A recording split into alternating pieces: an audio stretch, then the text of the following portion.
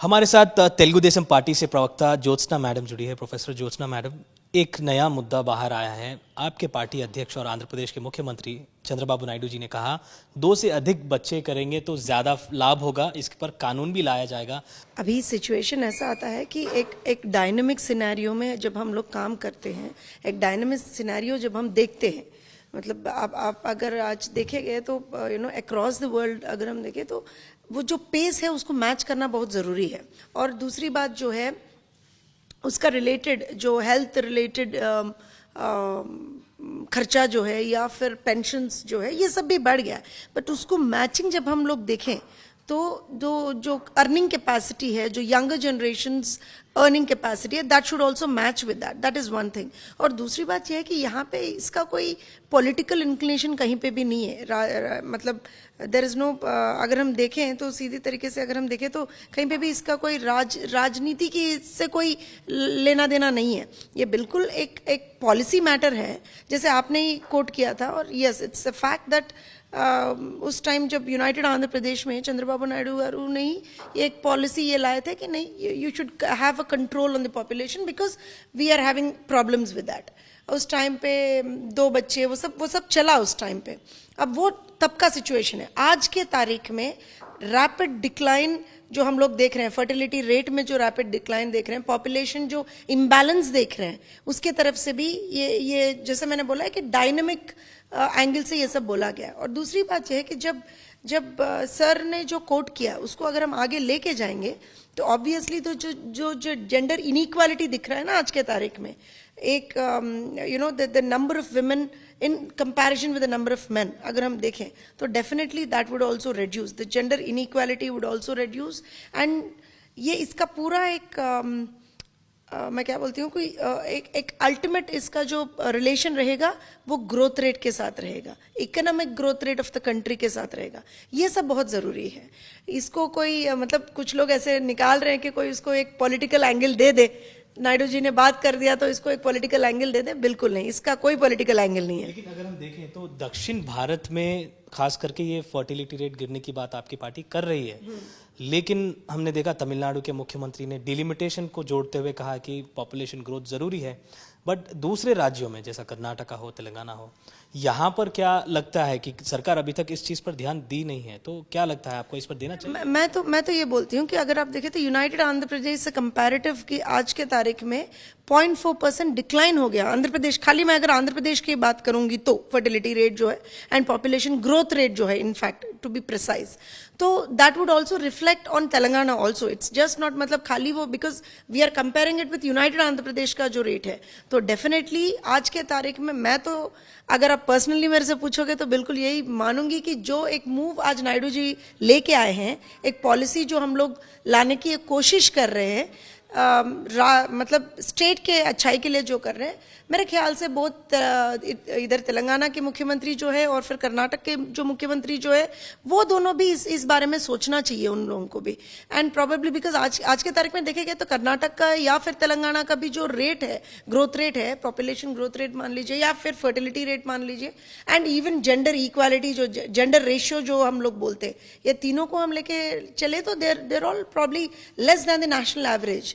तो शायद कर्नाटक के और तेलंगाना के मुख्यमंत्री और वो दोनों राष्ट्र के सरकार भी ये इस मामले में तो वो लोग भी थोड़ा ध्यान देना चाहिए। ये तो मुझे लगता है personally, I feel they should also concentrate on that because that's the need of the hour. ऐसे जैसे मैंने बोला है ना Abdul ji, it's not about politics anywhere, absolutely it's nothing related to politics. It's absolute ये जो है अपना स्टेट ग्रोथ के लिए, अपना स्टेट का इकोनॉमी ग्रोथ के लिए, अपना जो स्टेट का सोसाइटी जो रहता है, जो जन है उनके हित के लिए ये सब हम बोल रहे हैं। तो ऑब्वियसली जब हम एपी के बारे में सोच सकते हैं, नायडू जी एपी के बारे में सोच रहे हैं, and there is a lot of validity to it, so obviously I feel Karnataka में और फिर तेलंगाना में के जो सीएम हैं वो भी इस बारे में सोचे तो अच्छा रहेगा, बिकॉज द नेबरिंग स्टेट्स। आपके राज्य आंध्र प्रदेश राज्य के मुख्यमंत्री ने ये पहल की है, तमिलनाडु ने भी कहा है, लेकिन डिलिमिटेशन एक राजनीतिक मुद्दा रहा है। तो इस चीज को लेकर क्या चंद्रबाबू नायडू जी एक इनिशिएटिव लेंगे, लीड करेंगे? तो क्या वो लीड करेंगे, क्या वो दूसरे राज्य के मुख्यमंत्री से बात करके इस पर कानून लाने की बात? मैं एक ही चीज बोल रही हूँ, मैं इससे पहले भी बोल चुकी हूँ, ये राजनीतिक मुद्दा नहीं है हमारे लिए, हमारे राष्ट्र के लिए या फिर हमारे पार्टी के लिए ये राजनीतिक मुद्दा नहीं है। ये जो है वो एक जेन्युइन कंसर्न है, राष्ट्र को लेके एक जेन्युइन कंसर्न है, उसमें कोई डाउट ही नहीं है। And that's the reason I said, अगर दूसरे स्टेट्स में भी ये कंसर्न है तो they should also raise it. जैसे आप बोल रहे हैं लीड लेने की बातें, हम तो अपने राष्ट्र के बारे में तो सोचेंगे ही सोचेंगे, एपी के बारे में सोच रहे हैं, एपी के बारे में जब सर ने सोचा है तभी तो ये निकला है कि नहीं, this is the need of the hour. तो डेफिनेटली हमें तो ये नहीं पता कि तमिलनाडु क्यों ला रहा है या फिर कल को कर्नाटक और तेलंगाना भी लाएगा तो क्यों लाएगा, ये तो हमें पता नहीं है। मगर हमारे स्टेट के तरफ से तो ये है कि डेफिनेटली आज के तारीख में वो एक पॉइंट ऑफ कंसर्न है, मैटर ऑफ कंसर्न है, उसको लेके हम एक पॉलिसी लाने की कोशिश कर रहे हैं। 2 एंड अबव चिल्ड्रन, जो 2 या फिर 2 से ज्यादा बच्चे जिनको रहेंगे उन्हीं को लोकल बॉडी इलेक्शंस में कंटेस्ट करने का एक अवकाश मिलेगा। ये सब हम लोग सोच रहे हैं, बिकॉज ये जब भी क्या होता है ना, कोई अगर हम एक नया चीज को इंट्रोड्यूस करने की कोशिश करते हैं, definitely you should have some incentives attach to it. अगर आप सोचोगे तो जब पॉपुलेशन कंट्रोल की बात आई थी, lot of incentives were attached with it, not only मतलब इकोनॉमिक इंसेंटिव्स भी दिए गए थे, at the same time political incentives भी दिए गए थे। अगर आप मानोगे तो, अगर आपको याद रहेगा तो तब लोकल बॉडी इलेक्शंस में जो भी कंटेस्ट कर रहे हैं उनको जो मतलब अगर आपको 2 से ज्यादा बच्चे हैं तो you are not eligible, that's a law. In fact we have repealed it now in Andhra Pradesh, वो लॉ अभी नहीं है, हम लोगों ने उसको रद्द किया है। तो अभी क्या हुआ है, हम लोग भी एक पॉलिटिकल इंसेंटिव लाने की कोशिश कर रहे हैं। ये पॉलिसी जो है अगर आएगा तो अच्छा रहेगा स्टेट के लिए, तो इसीलिए we are coming up with a political incentive and also will come up with for the more incentives. If it is good for the state will go ahead with it. Sir madam, ये जो contaminated water को लेकर जो मृत्यु हुई है diarrhoea की वजह से वाइजैक नगरम में, तो इसको लेकर वाईएसआरसीपी कह रही है कि ये सरकार को जिम्मेदारी इसकी लेनी चाहिए, उनको एक्सग्रेशिया देना चाहिए। इन डेथ्स को लेकर जो मामला बहुत गंभीर है, कल ही पवन कल्याण जी ने उस एरिया का गांव का दौरा किया था, उन्होंने आश्वासन दिया घर वालों को, फैमिली के लोगों को जिनकी मृत्यु हुई थी।